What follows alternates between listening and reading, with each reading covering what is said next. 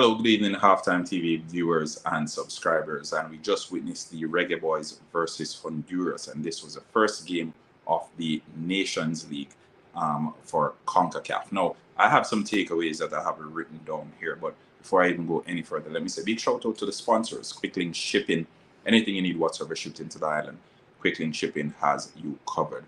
And if you want as well, you can check them out on Instagram. They have the best deals anywhere. All right, so the game was quite an interesting one, and I think going into the game we didn't really know what to expect because there were some last minute changes, some new additions into the squad, so we were a little bit apprehensive. But I must say, before I even go into my takeaways, the Jamaica Football Federation and those who are in charge, they need to do better. They need to do better.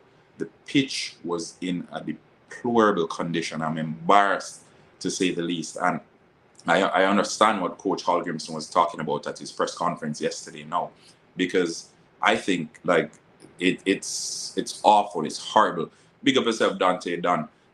We need to do better. We can't be playing international football on pitches like these. It would serve the team better if they had gone to St. Anne to play at Mount Pleasant's Field, or even gone to even down a jungle, or I don't know, Prison Oval, somewhere. But the National Stadium, this is the office. This is where we host our international games. And look at the condition of the National Stadium, right? Not only the pitch, folks, but the facility itself. Come on, like a paint job. I don't think it's too much of an ask. Watching on television, it breaks my heart.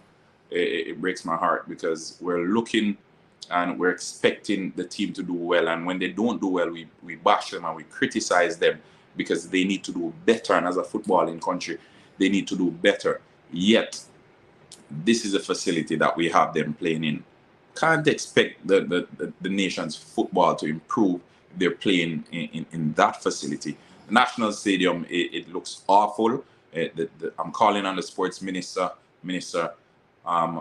Olivia Babsy Grange. Something needs to be done about the National Stadium. And we hosted Chris Brown, we hosted Burna Boy months apart. And I think the state of the National Stadium right now, it should not be in that deplorable state. I think we need to do better. And I'll continuously be reiterating this.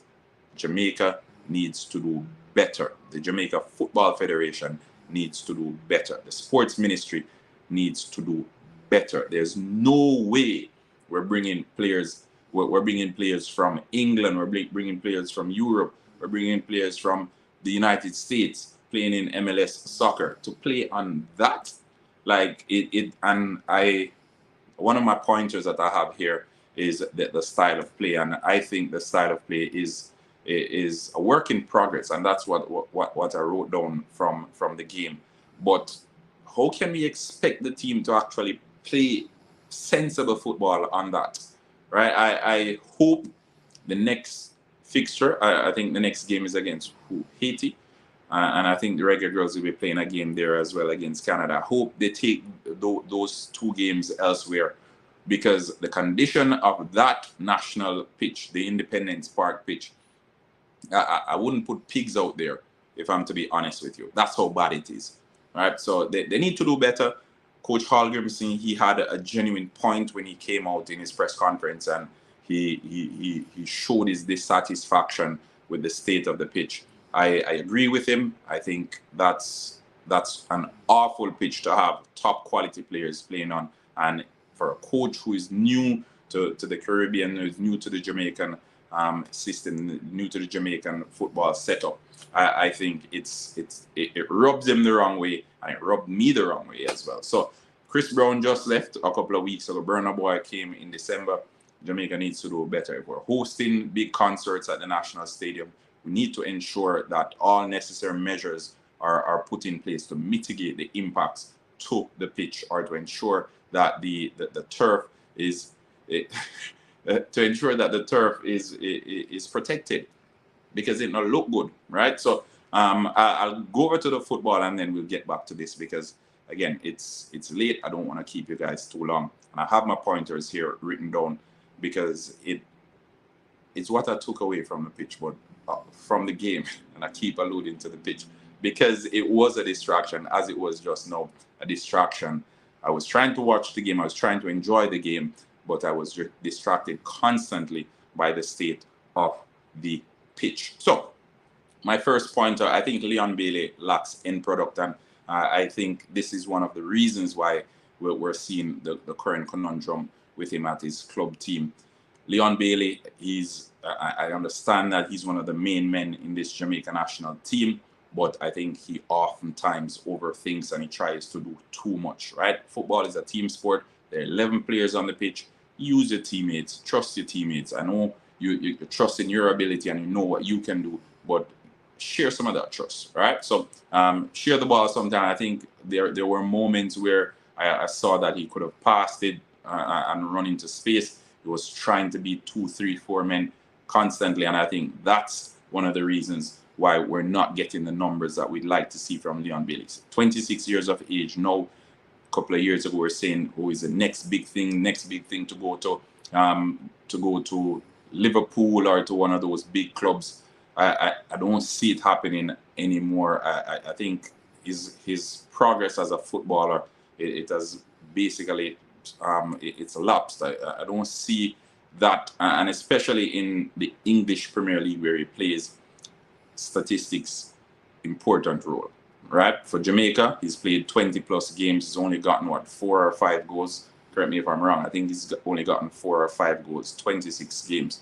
So as an attacker, as a forward, playing anywhere across that front three, goals, statistics, they mean a whole lot. And especially in this Jamaican team where people are looking towards you for end product, I think you need to show a bit more. My second pointer, Dujuan Richards, I know he came off in the second half, but he showed a bit of promise in the first half. Still very young.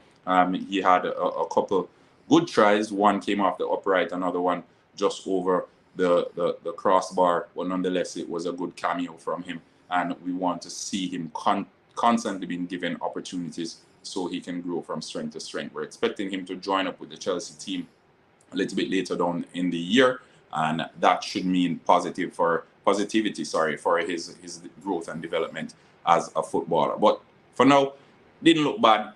If I'm to be honest, there are obvious signs where he can improve, but again, he has youth on his side, so we expect a whole lot, and he's showing quite a lot of potential, and I can see what the coach sees in him and what all the other top scouts and the Chelsea team saw in him.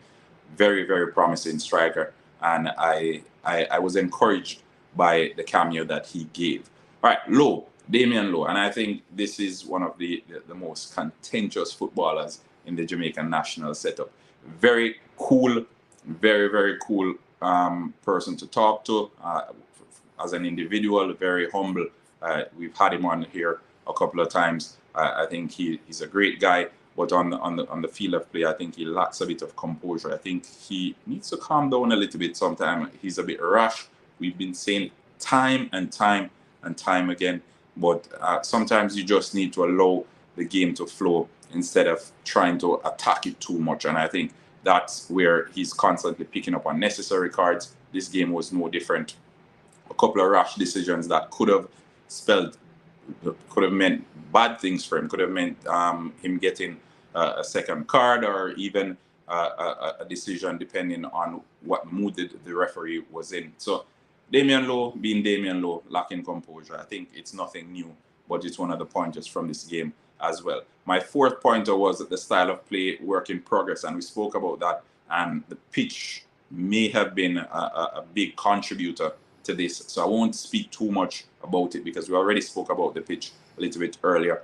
And my fifth pointer, Demari Gray for president, and that one is a little bit funny to me, because I think Demari Gray now is showing us what we were expecting Leon Bailey to give us when he just came into the national setup, right?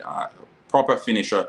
Assist came in from Bobby Reid, cut inside on his right foot, smashed it. Some may say it's a little bit of a blunder from the goalkeeper because it went through his hands, but nonetheless, a proper finish by Demari Gray. That means he's played 6 games for Jamaica. He scored 3 times and he's gotten 2 assists. Again, remember we spoke about Leon Bailey a little bit earlier, and Demari Gray playing on the left side, Leon Bailey playing on the right side. On the statistics, Leon Bailey 20 plus games, I think 25 or 24 games, and only 4 or 5 goals.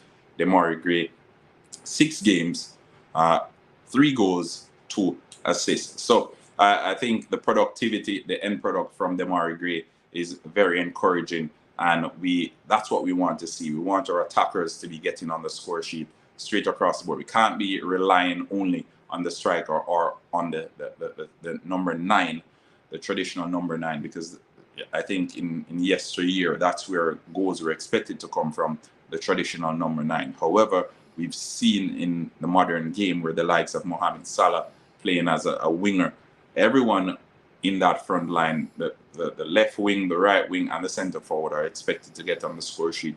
You're expected to score goals once you're playing in those attacking positions. As a matter of fact, they consider all 3 players that play across the front 3 as forward. So you need to be getting on the score sheet, and I think that's where Leon Bailey can take a page from Demari Gray's book. Proper performance once more from Demari Gray. Again, fresh move to Saudi Arabia just before he joined up with the Reggae Boyz, or just after he joined up with the Reggae Boyz, because I think the move was in progress while he had joined up with the team. Would win, but we need better feel. Gavin Williams, definitely, and I spoke about it before, but yeah, Leon Bailey definitely can take a page from Demari Gray's book. I think he understands the assignment and he's delivering on that promise. Leon Bailey, nonetheless, he gave a good cameo. He was hustling. He was everywhere on the pitch. Some other encouraging players that I saw: Javane Brown looking good, Jamali Waite, again in the absence of Andre Blake, I think he gave a good account of himself. Wasn't really called upon too often, but when he was called upon, he was there. But overall, I think it was a good performance by the Reggae Boyz. I think the style of play, the quality of football, it wasn't really there. It wasn't up to par, really. But the results mean the Reggae Boyz are on top of the group for now, and it's passing through. Good night. Good night, Baystar. We're not staying very long, as I said. This is just my reaction to the Reggae Boyz versus Honduras game. 1-0. That goal came after the 60th minute from Demari Gray, assist from Bobby D. Cordova-Reid, who plays for Fulham in the English Premier League. But the Jamaica Football Federation, and I'll say this again, you need to do better. There's no way on God's green earth that you can have players, international players, top quality players, playing for some of the best clubs in world football, playing on pitches like the one at the National Stadium. It's heartbreaking and it's embarrassing for those who aren't fans of the Reggae Boyz and are watching the Reggae Boyz games this evening. I'm pretty sure they're scratching their heads and wondering what is it that these players are playing on, because that's definitely not a national pitch. That shouldn't even be considered a national field. That shouldn't have passed the standard for international football to be played on. So Jamaica, big win. Congratulations to the Reggae Boyz. Congratulations on securing the victory. But the Jamaica Football Federation, the sports ministry, and those who are in charge, those who are making the decisions, they need to do better, because again, we had 2 big concerts months apart, yet you have the players playing on that. How do we expect the Jamaican football, the quality of the football, to improve? How do we expect the youth to come through the ranks and to actually be able to get to the standards that will mean them getting the big moves to the big clubs, or even representing Jamaica? How can we expect homegrown players to break into the national team if these are the pitches that we have in the country? These are the pitches that we expect them to learn and to hone their craft on. Doesn't make any sense, right? So although the team won, it's not a happy evening, right? It's not. There's nothing to celebrate about. And the mere fact that this was on television, I'm happy as well, because now everyone got the opportunity to see what the players have been struggling with And Coach Hallgrimson, again, he mentioned it in his press conference, and I expect him to speak about it again after the game, because the deplorable condition of the National Stadium and the pitch, it's a disgrace. It is a disgrace. And Olivia Babsy Grange, I expect you to step in and do something about it. The Jamaica Football Federation, I expect you to do something about it, because people from all over the world, the entire Jamaican diaspora, we're paying attention to the Jamaican games. And even those who aren't Jamaicans, who love football, they are paying attention as well.